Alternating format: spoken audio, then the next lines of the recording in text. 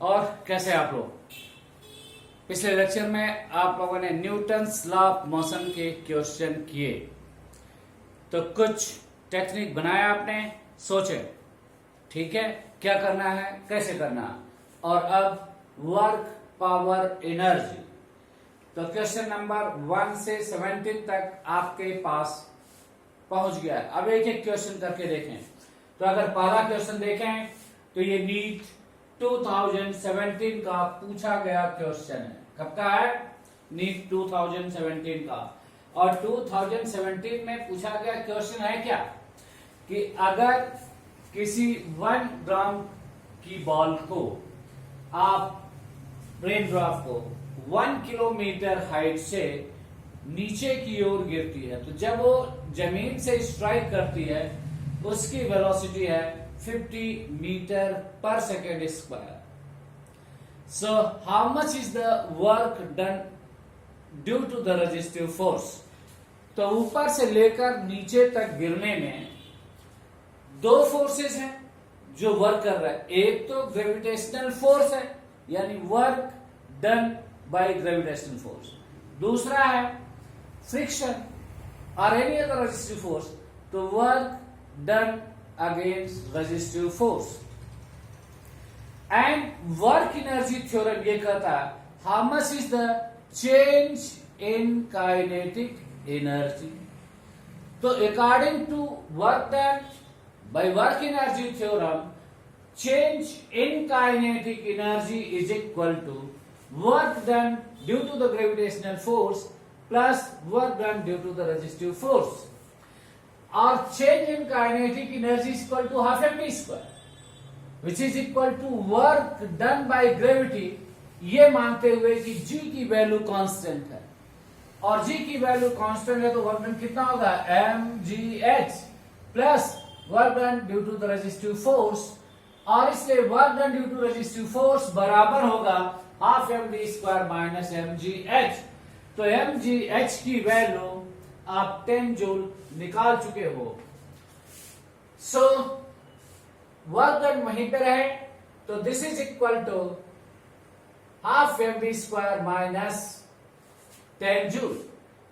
और हाफ मास की जगह 10 to the power minus 3 kg, that is 1 gram of velocity 50 का whole square. तो as a result, how much is the work done due to the resistive forces? Resistive forces से work done, friction से forces से work done negative होता है, इसलिए minus 8.75 joule. क्या ये बात समझ में आई? सेकेंड क्वेश्चन नंबर 2, यहां कैलकुलस का इन्वॉल्वमेंट ज्यादा है। आपको दिया गया है force 2ti cap plus 3t square j cap और मास ऑफ पार्टिकल 1 kg है। कितना है? 1 kg है। तो आपसे यह पूछा जा रहा है how much is the power delivered.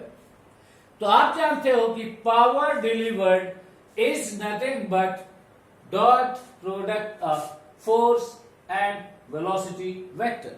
क्या है पावर? फोर्स और वेलोसिटी वेक्टर का डॉट प्रोडक्ट है। तो फोर्स दिया ही गया है, यहां से आपको क्या चाहिए? वेलोसिटी निकालनी है। तो आप फोर्स को मास 1 kg से डिवाइड कर दो तो क्या मिलेगा? एक्सीलरेशन। क्या मिलेगा? तो acceleration of particle 2ti cap plus 3t square j cap metre per second square. Now by definition you know that acceleration a is equal to dv by dt. So dv is equal to a dt.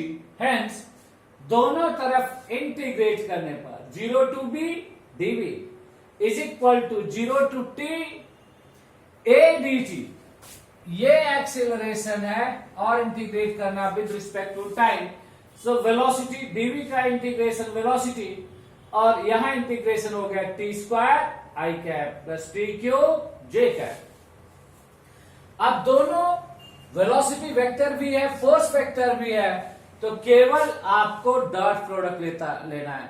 तो dot product आता है, अगर vector A है और vector B है, दोनों का dot product चाहिए, तो A X B X plus A Y B Y plus A Z D Z, तो A dot B is equal to A X into B X plus A Y into B Y plus A Z into B Z, ये concept है।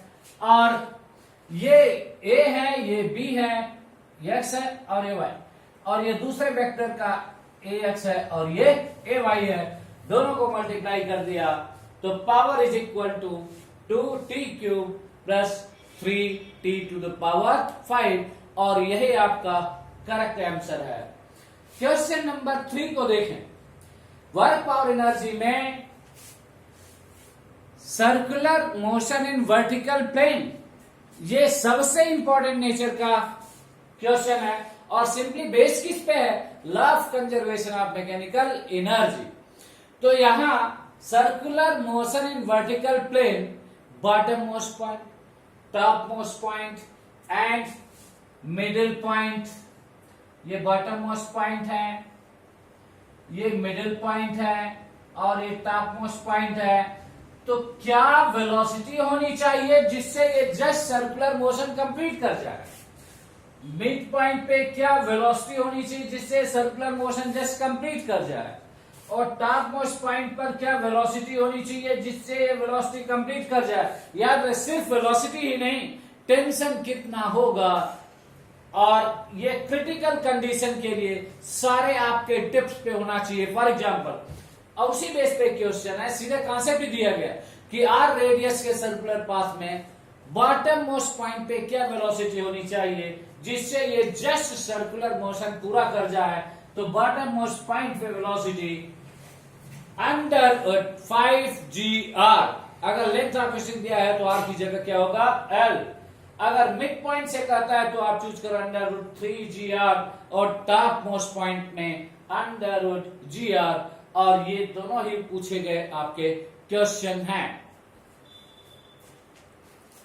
ठीक है, तो next is the question